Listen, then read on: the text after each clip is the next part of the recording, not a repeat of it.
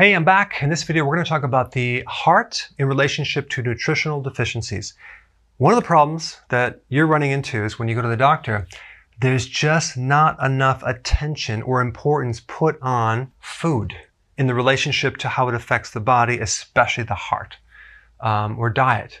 They just don't put attention on that. It's not emphasized enough.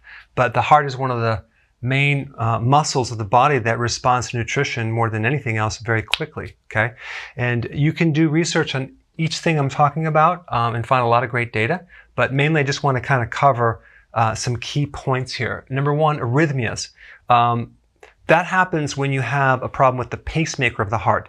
There's a part of the heart, it's a neurological thing that keeps the heart in rhythm, and it requires electrolytes. When there's not enough electrolytes, you can have problems with the pacemaker and have all sorts of issues with extra beats, missing beats, a beat that's not in rhythm anymore. All sorts of abnormal heart rhythm problems happen in your body, like atrial fibrillation, for example. Let's first start with calcium. Calcium normally helps you contract muscles, okay? It's involved in a lot of things, but that would be one thing that it does. Let's say, for example, you have too much calcium or not enough calcium. You can have a lot of issues. So calcium deficiency can cause tetany, that little twitch that happens, like maybe right below your left eye, like or in your arm. That's a calcium deficiency. Or if you have too much calcium, that can also create a rhythm problem with the heart as well. So if you're missing magnesium, for example, you could have a leg cramp because magnesium is involved in relaxation of muscle. So you have this contraction of the muscle controlled by the calcium and the relaxation of the muscle controlled by magnesium. They both work together. Now, if you have this thing in the heart where you have lub-dub, you have this contraction, relaxation, and you have this systolic, diastolic type pressure too. So if you have an imbalance in the systolic and the diastolic, it could be a problem with minerals, or it could be a problem with vitamin B1, because the autonomic nervous system is that system that regulates the heartbeat unconsciously. So it just runs the heartbeat on a certain pattern. So it could be a B1 deficiency. It could be a problem with calcium. Another problem with calcium in general is that if you don't have enough vitamin D3, you don't get the absorption of calcium too much, because vitamin D3 increases the absorption of calcium by 20 times in the small intestine, okay? Now, vitamin K2 is very, very important too in making sure you don't build up too much calcium in the arteries or the other soft tissues like the joints. So you need these both together. I recommend a ratio of 10,000 IUs of D3 to 100 micrograms of K2. Okay, I like the MK7 version. That's the natural version. So like if you have a big problem with calcium that's clogging up the arteries and things, I would recommend taking these ratios like maybe times 4x in a given day. If you have a mild problem or you want to maintain it, you can just take a like a 10,000 IUs to 100 microgram ratio. Now, as far as the pH goes, if your pH is too alkaline, you can't transport calcium too well. The calcium doesn't really move that well, so you need an acidic pH to transport calcium. So again, even the pH can alter the transportation of minerals. The acid level in your stomach controls the absorption of minerals too, so that could be another problem. There's another condition where you have nanobacteria. Nanobacteria is a very small little microbe that lives in a little calcium shell. And it can hide out in your heart, in your kidney, in your mouth. And if you look up nanobacteria and plaquing in the arteries, you'll find a whole bunch of data, okay? They're finding now with these new microscopes that there's microbes in the calcium.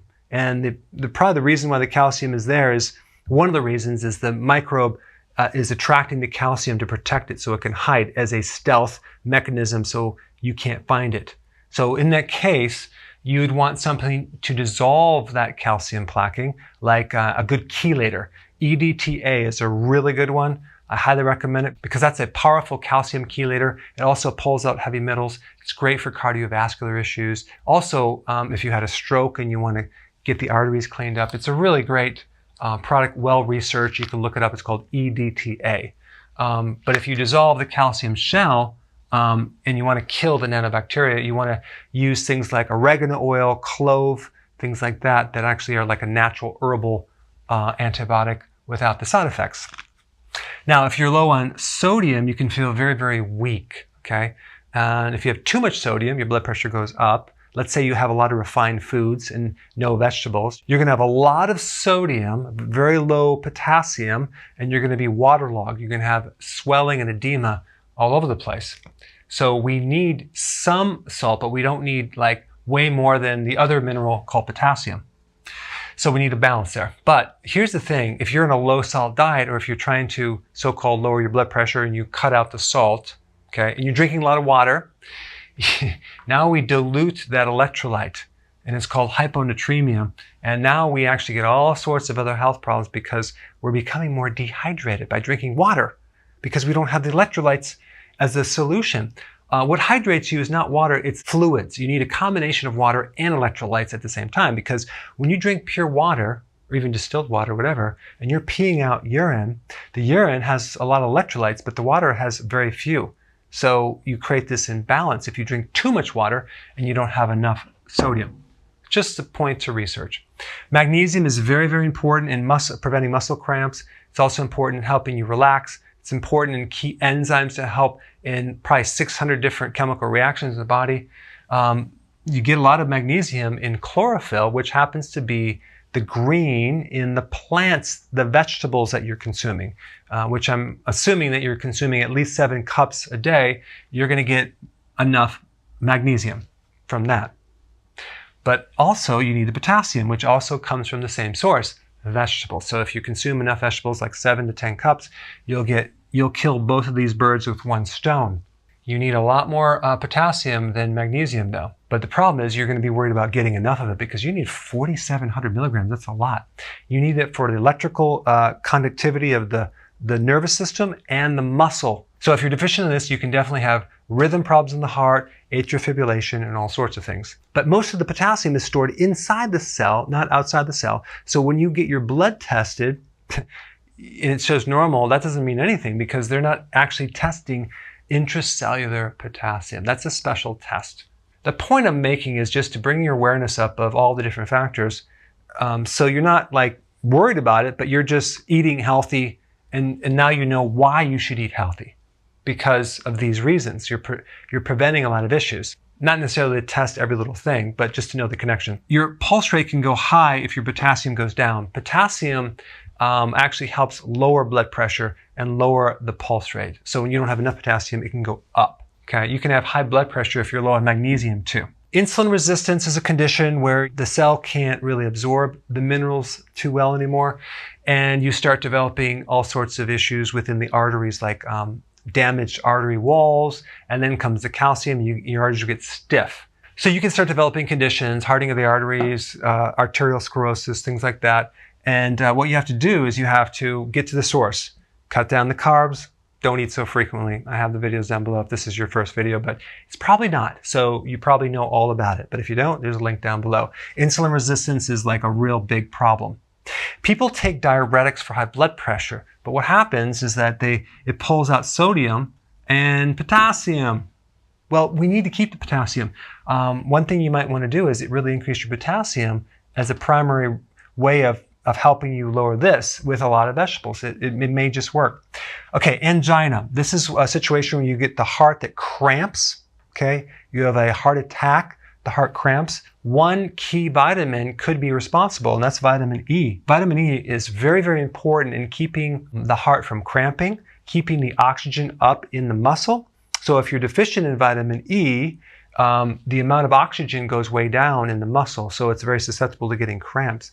And so you want to make sure you take a whole food vitamin complex, or just consume foods that are high in vitamin E, like seeds and nuts and vegetables, things like that. This is a fat-soluble vitamin though.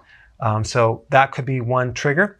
Plaquing usually develops after a lesion or an oxidative problem with the artery wall, because the person is consuming too much sugar, okay?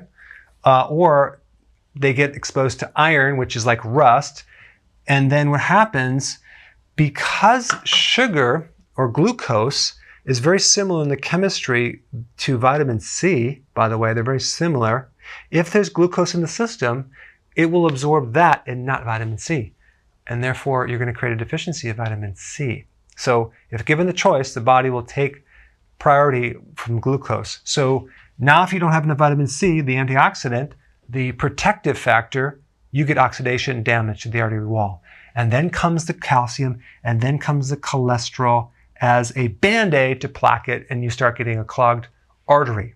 Heart attacks, for example, a lot of times they can occur during stress events because the adrenal triggers them. The adrenal hormone called adrenaline, which is produced by the inside of the adrenal, has one function of vasodilating the coronary artery. That's the main blood supply to the heart itself, okay? So if that artery doesn't vasodilate to get more blood flow, let's say you're under stress, it's supposed to open up to handle the new blood flow that is happening when you're being chased by a tiger so you can get out there, so you have more blood flow to the heart. If that artery doesn't open up and it constricts because your adrenals are burnt out, boom, another heart attack, especially if there's plaquing in there. So there's a lot of crossover here.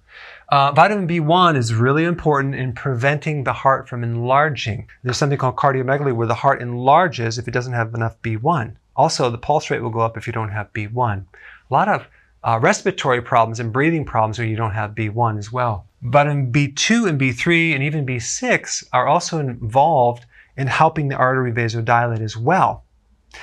So some of the B vitamins help the arteries constrict and some vasodilate. But if you're deficient in these two, you may have more vasoconstriction contributing to this heart attack right here. And by the way, vitamin B3, which is niacin, helps to keep cholesterol in check as well. But if you're doing a lot of sugar and the sugar is being converted to cholesterol, okay, vitamin B3 won't even touch it, okay? It won't even affect it. So you really need to clean up the sugar to handle your cholesterol fully. All right, so I hope I increased your awareness on the relationship between nutrients and heart health. Thanks for watching. So I want to know about what you think about this video. So please comment below and tell me what you think.